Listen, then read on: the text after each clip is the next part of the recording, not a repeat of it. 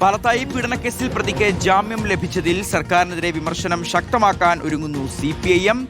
UDF സർക്കാരിന്റെ ഒത്തുകളിയുടെ ഭാഗമായാണ് BJP നേതാവായ പത്മരാജന് ജാമ്യം ലഭിച്ചത് എന്നാണ് പ്രതിപക്ഷത്തിന്റെ ആരോപണം. ഹൈക്കോടതിയിൽ പ്രോസിക്യൂഷൻ സ്വീകരിച്ച നിലപാടാണ് പ്രതിക്ക് ജാമ്യം ലഭിക്കാൻ കാരണമായതെന്നും പ്രതിപക്ഷം ചൂണ്ടിക്കാട്ടുന്നു. അഭിജിത്ത് മുഴക്കുന്നുണ്ട്. വിശദാംശങ്ങളുമായി അഭിജിത്ത്, ആദ്യം തൊട്ടേ ഈ വിഷയത്തിൽ സർക്കാരിനെതിരെ രംഗത്തെത്തിയിട്ടുണ്ട് CPIM. എന്തായാലും ഈ വിഷയത്തിൽ പ്രതിഷേധം കടുപ്പിക്കാൻ ഒരുങ്ങുകയാണോ?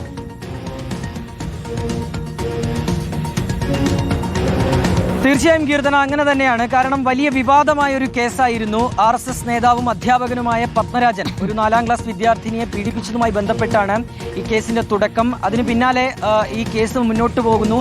അതിനൊടുവിലാണ് പത്മരാജന് ജീവപര്യന്തം തടവ് ശിക്ഷ കോടതി വിധിച്ചത്. പക്ഷേ ഈ സർക്കാർ അധികാരത്തിൽ എത്തിയതിന് പിന്നാലെ തന്നെ അതിനൊരു മാറ്റമുണ്ടാകും. അതായത് ഹൈക്കോടതിയിൽ നിന്ന് അതിനൊരു മാറ്റമുണ്ടാകുന്നു എന്നുള്ളതാണ്. അതിന് പിന്നാലെയാണ് ഇപ്പോൾ പ്രതിഷേധം കടുപ്പിക്കാനുള്ള ഒരു തീരുമാനം അത് CPMന്റെ ഭാഗത്തുനിന്നുണ്ടാകുന്നത്. പ്രോസിക്യൂഷന്റെ ഭാഗത്തുനിന്നുണ്ടായ വീഴ്ചയാണ് ഇത്തരത്തിൽ ഇങ്ങനെ ഒരു തീരുമാനം അത് ഹൈക്കോടതിയിൽ നിന്നുണ്ടായത് എന്നുള്ളതാണ് ഇപ്പോൾ CPM പ്രധാനമായും ഉന്നയിക്കുന്നത്. അതിനാലാണ് പത്മനാഭന് ജാമ്യം ലഭിച്ചത് എന്നും CPM ശക്തമായി തന്നെ ഉന്നയിക്കുകയാണ്.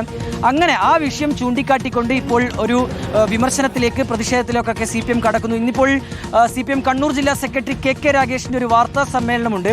അപ്പോൾ ഈ വാർത്താ സമ്മേളനത്തിൽ കൃത്യമായി തന്നെ ഈ വിഷയം ചൂണ്ടിക്കാട്ടി വിമർശനം ഉന്നയിക്കാനാണ് CPM നിലവിൽ ഇപ്പോൾ തീരുമാനിച്ചിരിക്കുന്നത്.